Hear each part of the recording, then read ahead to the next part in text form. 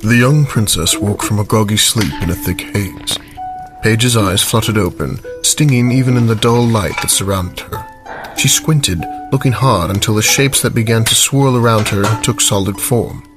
It took a few blinks, but she made out the shape of a person appearing through the haze. The figure stood with his back to Paige, wearing a long, drab monk's robe draped over a round and stocky frame. The robe's hood had been pulled up, concealing the back of the figure's head. He stood in front of a large carved-in-stone fireplace, stirring what appeared to be a soup or stew in a small iron pot over the fire.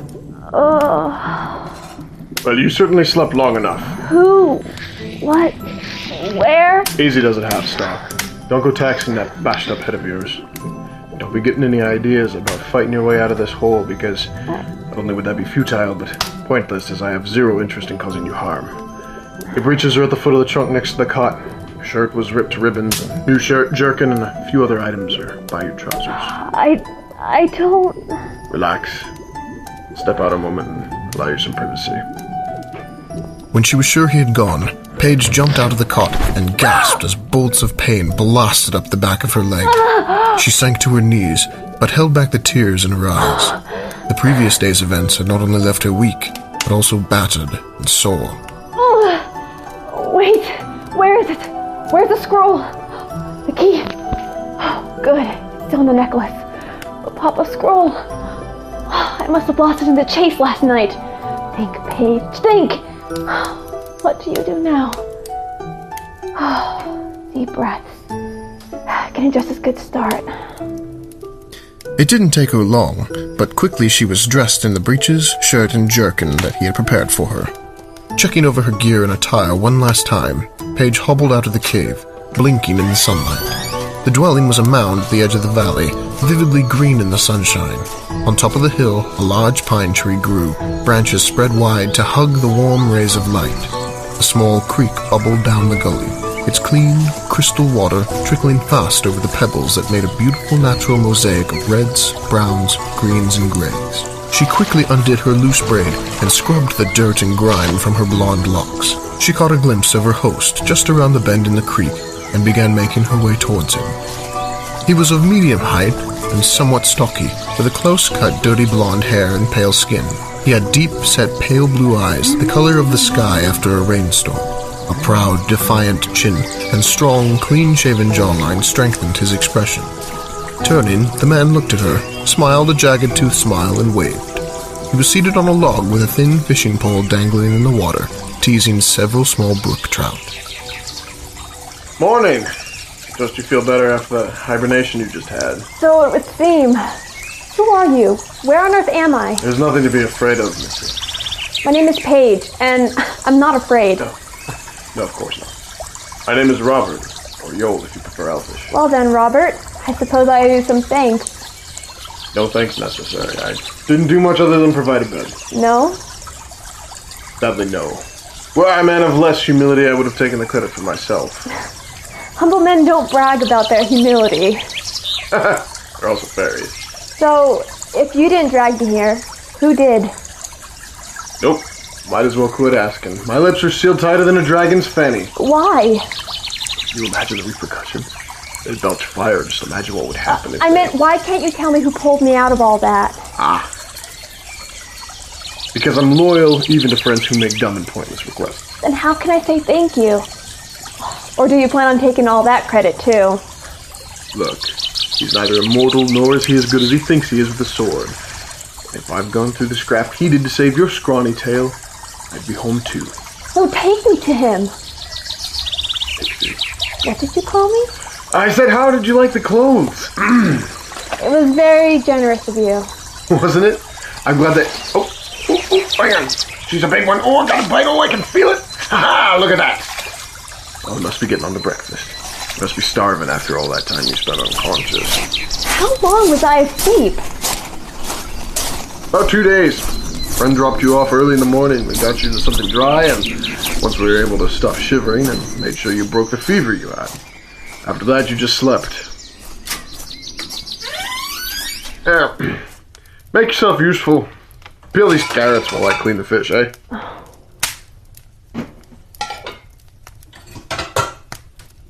What is that symbol on your chest over there? What symbol? On your sea chest. The one with the dragon and the knotwork, and the sword piercing through it?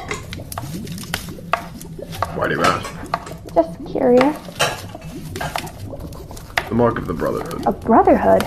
Not just any Brotherhood. Some of my fellow oddballs got tired of sitting around and suffer into the hand of the Shahir, and a mismatched quilt was not unlike your own village. How do you know about my village?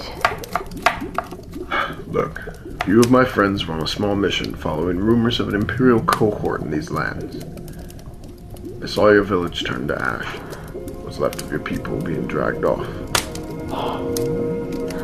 What will happen to them?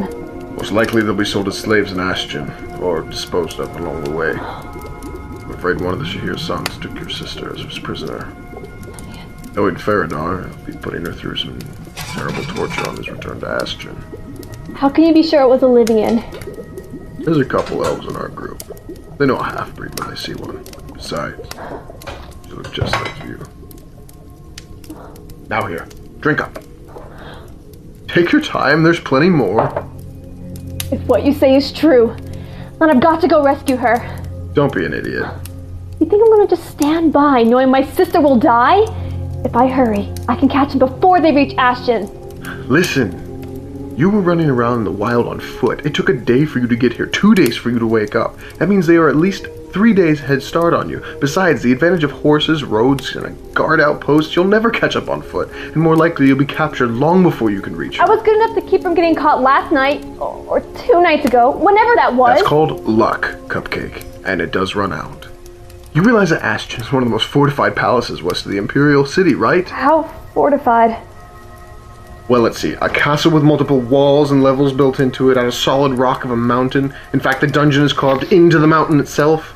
Maintains at least a regiment of garrison soldiers at any given time, with countless guardhouses and so many gates it isn't even funny. How do you plan on saving her from all of that?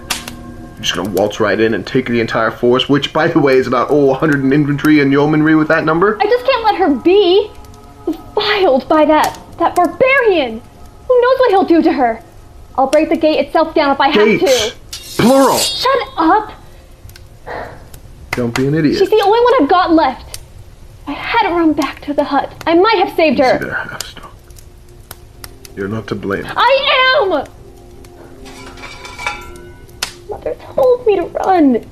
She told me to stay safe. I didn't listen. I tried to help her to not do what she told me to do. She got herself killed because I distracted her. If I had just gone, maybe she would have been able to defeat those soldiers, and I would have someone here to help me think. You acted out of love. And you don't know for a fact she would have made it. Doesn't matter. I should have done as she asked. Maybe I could have gotten down in time to save Olivian, and now they're both gone. You couldn't have gone to get her without being captured yourself. It turned out for the best. Because now, she has hope of a rescue. But, you shouldn't go alone. Who would go with me? You? Sure. It's been a little boring here recently anyways, and I could use a good stretch of the legs. Besides, I might have a few friends I can help. Your little group? Well, I mean, that's a little emasculating, but we do have a big personality. Fine, the Brotherhood. But how do you know they want to help me? I don't. But if we're going to Ashton, we're going to have to walk that way anyways. Best to get past through the mountains. How do I know you're not lying to me? You don't, but you have nowhere else to turn unless you have a spare friend or two lying about that I don't know of. You need my help. Because of this, you are a prime target for an Imperial with a bow. My scroll! Give it to me! Hey, easy. What is this? I'm not a scribe. Don't boss me. I'm not exactly sure. It's written in ancient Elvish. From what I can translate, which isn't much, it seems to be instructions and incantations for a spell. I think it might have been meant to open something, but I can't say for sure. Well then, what good is it at to anyone? Whatever this is, your father felt life-bound to protect it. The Shahir must really want whatever the secret contains. He surely thinks that Olivia knows something about it, or perhaps he knows that you have it and is using her for bait. How did my father get this? You never run out of questions, do you? How should I know why he had it? Maybe you'll find out. We better get going and get packed if we're going to make it to the Grove on time. And don't show this to anyone else until I tell you, understand? I understand. Good! Then we best be getting the packs pulled out and cinched up. There's a long journey ahead of us.